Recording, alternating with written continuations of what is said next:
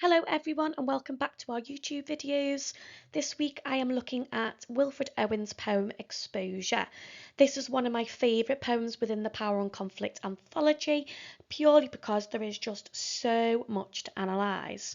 With that in mind, this video this week I am only looking at 5 key quotations, and as you will see as we go through the video, there is just so much to analyse. There's layer upon layer of inferences that we can make, so I needed to reduce it down to make sure that we are using our focused analysis. Okay, so the first thing I would do is analyse the title. It's the first thing we read as a reader, and it usually has a multitude of layers within that title. So firstly, exposure is a noun, and it means that you have no protection against something harmful. We can look at this poem through 2 lenses. We can look at the power of conflict, and then as a secondary idea, look at the power of propaganda, and then we also use this poem to analyse the power of nature. So the first things first, exposure usually means the revelation of something secret, and what Owen uses this poem to do is he wants to expose the truth behind the reality of war, and he really wants to destroy the glossy image that was produced by the government through the use of propaganda. On another note, we could also look at this idea that after being exposed to harsh weather, it causes physical condition. And here, Owen uses this poem to explore the devastating consequences of the weather on these vulnerable soldiers. Okay, so we're going to analyse the first line of our poem, and that is, "Our brains ache, the merciless iced east winds that knife us." And as you will see, I've gone mad on the annotations, and you will see this on every slide. So the first annotation we'll start with is the use of the plural pronoun our. Okay, and here Owen is highlighting the devastating consequences of war, and this idea that it happens at it is a universal experience for the soldiers. It's not just a singular experience, it's something that every soldier is put through. It also highlights the power of nature, as it does not attack in the singular manner but can overcome armies of people. We then move on to this idea that you've got the brains aching. So the soldiers' brains are aching, and again there's a multitude of inferences that we can explore. So the first layer is that this idea that the trauma of war deeply impacts the soldiers, and Owen is highlighting the destructive mental toll that war takes on the men. We can also look at the idea behind the power of nature, and he's highlighting the severity of the weather that penetrates not only the skin, so makes you feel quite cold, but it's penetrating the very organs of our soldiers, and therefore we see the superiority of nature in this moment. We can also explore the personification of the wind, okay? And this reinforces the power of nature, as Owen depicts it as something that possesses cruelty, okay? And it's also another enemy that the soldiers must face and endure. We can then explore Wilfred Owen's imagery of the fact that the winds are kniving the soldiers, and it not only highlights the dangerous nature of winter, but it also the pain associated with that knife, okay? And I would always associate kniving with something that is slow and excruciating. So again, that image of the wind that is causing slow, excruciating pain, and it's penetrating the soldiers. We could also look at this idea that Owen uses this imagery to emphasise the torture in which the soldiers face. And then finally, I would look at the idea that, again, throughout the poem, Owen employs pronouns, and this is to reinforce the battle between the soldiers and nature. We can see that direct conflict between the two.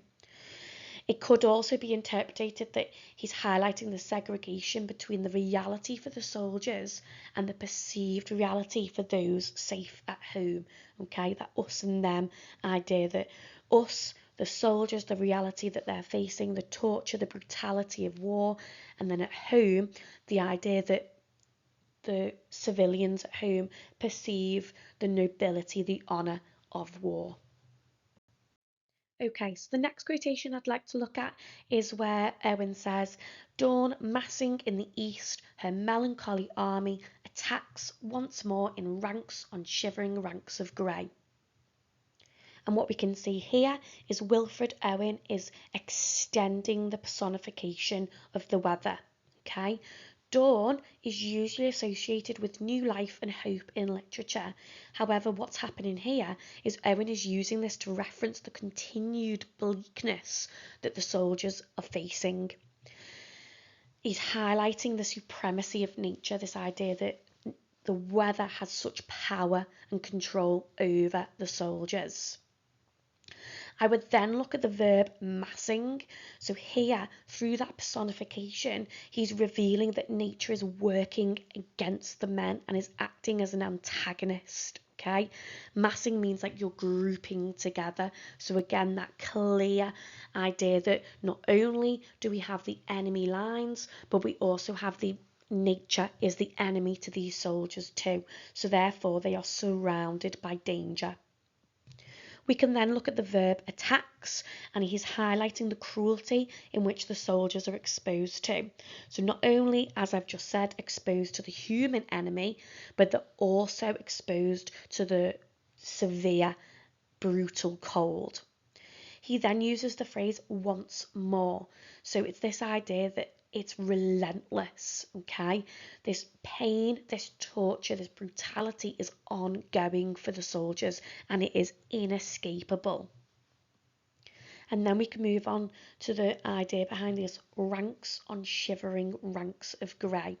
So here, Wilfred Owen is employing militaristic language to reinforce that nature has become the enemy. This adds to this foreboding sense that the soldiers are further weakened and they're made more vulnerable through this ongoing torture of winter. We've got the use of repetition, which again adds to this relentless trauma, which is caused by not only the conflict, but also the cold. We're now going to explore a really grim image that Wilfred Owen uses in the poem, and that's when he says, "Sudden, successive flights of bullets streak the silence less deadly than the air that shudders black with snow." Now, usually with this line, we've got the most obvious inference that we could make, which is the use of sibilants, which is that repeated S sound, and you can see that I've highlighted the S's where we have that sort of sound coming through, sound. And here, through that use of sibilants, Wilfred Owen's mimicking the sounds of the bullets that are being used. Now, this is a haunting reminder that not only do the soldiers face danger from the deadly cold weather, but also against the human enemy. And if we delve a bit deeper into this quotation, we can really pull it apart and look at the depth of layer. So then we've got this idea again of successive. So it's another reference to the persistent and inescapable danger that the soldiers face. Because as we discussed in the previous quotation with the phrase once more, it's this idea that Wilfred Owen is really emphasising the ongoing torture, okay, that the soldiers are facing. I would then look at this idea at the phrase less deadly. Okay, so what's happening here is Owen is emphasising the omnipotence, which means the true all power of nature, as it supersedes, so is superior to, okay, is more than the man-made weapons. Okay, so usually you would imagine that bullets, okay, are really deadly, and here Owen is emphasising that actually the soldiers are experiencing the deadly nature of nature as well. And it is a stark reminder of the multitude of dangers that these soldiers are facing. And what we have here is Wilfred Owen is completely dismantling that perceived view of war, of the fact that the war is providing honour, nobility, valour to our soldiers, But actually, if you look beneath that, okay, Owen is showing that how devastating the consequences of war are. We then can look at this idea that the air is shuddering black with snow. Now, on the surface level, we've got black is synonymous with death, okay? And Owen reinforces the peril that's caused by this conflict. But we can also, again, look a little bit deeper. You've got the oxymoronic phrase, black with snow. Now, obviously, snow is not black. So this could be a reference to the immorality of war and the immorality of the use of propaganda, okay? As the innocent soldiers, so you've got that reference to snow, which is usually interpreted as being pure, innocent, and it's this idea that the soldiers are being corrupted and drawn to their deaths at the promise of this valour and patriotism. So again, we've got Wilfred Owen really cleverly criticising, okay, that use of propaganda and how that was, rolled out by the government, and really that caused like real trauma for the soldiers who went into this war believing that it was going to be over in a couple of weeks, and as the government made out that it was going to be a holiday amongst friends, and actually he's exposing the truth. Okay, the next quotation we're going to look at is what I think is maybe the most sad, okay, and heart-wrenching part of the poem, because we've got the transition from the danger and the torture of war to the sort of hopelessness of the soldiers, okay, and it's that shift in tone in this poem. So we drowse sun-dozed, littered with blossoms trickling where the blackbird fusses. So here we've got that reference to the soldiers drowsing, and what's being highlighted is the utter exhaustion that the soldiers experience due to the brutality of war. Now, drowsing is usually associated with relaxation, comfort, but what we can see here is that the soldiers are being left completely vulnerable and susceptible to danger. So we've got that increasing sense of danger caused by the weather. We've then got the reference of sun dozed. And through this compound adjective, it acts as the antithesis to the reality that the soldiers are currently experiencing. Okay, so due to the ruthlessness of war, the soldiers are left hallucinating due to their severe exhaustion from waiting and the anticipation of being told what to do next. And obviously you've got that repetition throughout the poem. We've got that phrase, but nothing happens, okay? So is it that we're dying? So we've got Wilfred Owen really exposing that idea of the weight and the reluctance to wait by the soldiers. And their only escape from reality is through their dreams, and also through the exhaustion that they are left with.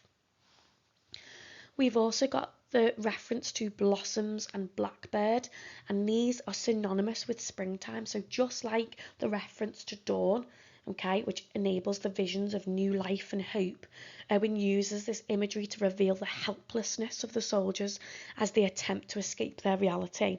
So this idea that they are imagining springtime, they've got that glimmer of hope within them that is slowly being destroyed by the reality of the war and by the reality of the torture that they are being exposed to.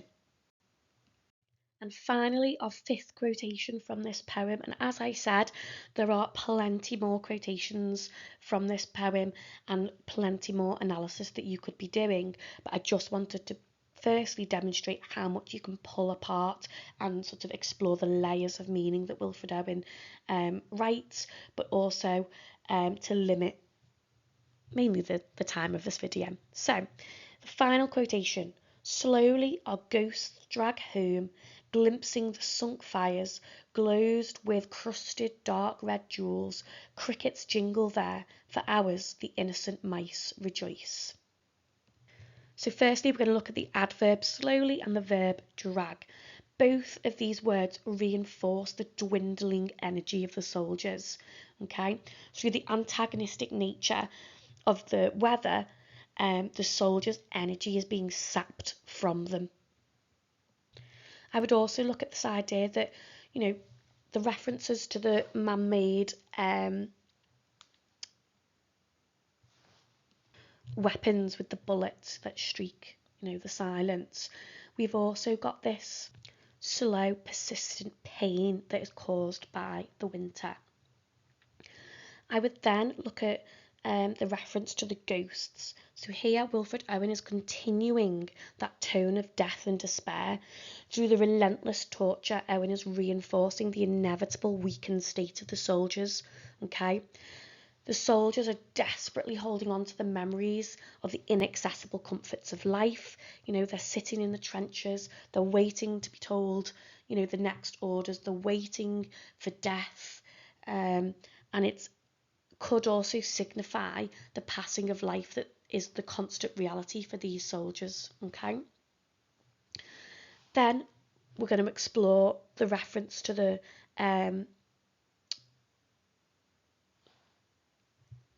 glimpsing the sunk fires. Now, firstly, you've got that verb glimpsing, which means a momentary view, okay, a very limited view.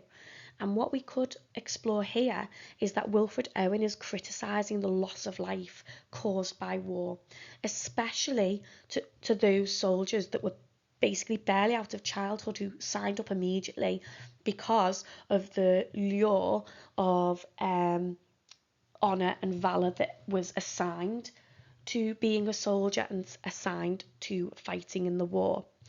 And this glimpse could be a reference to the short lives that were lived, okay, because of, the magnitude of death that occurred. We've also got this idea of sunk fires. So this metaphor, when is depicting the loss of hope and the loss of faith at the hands of the cruelty of war. Okay, so that really this idea that their faith, their hope is disappearing.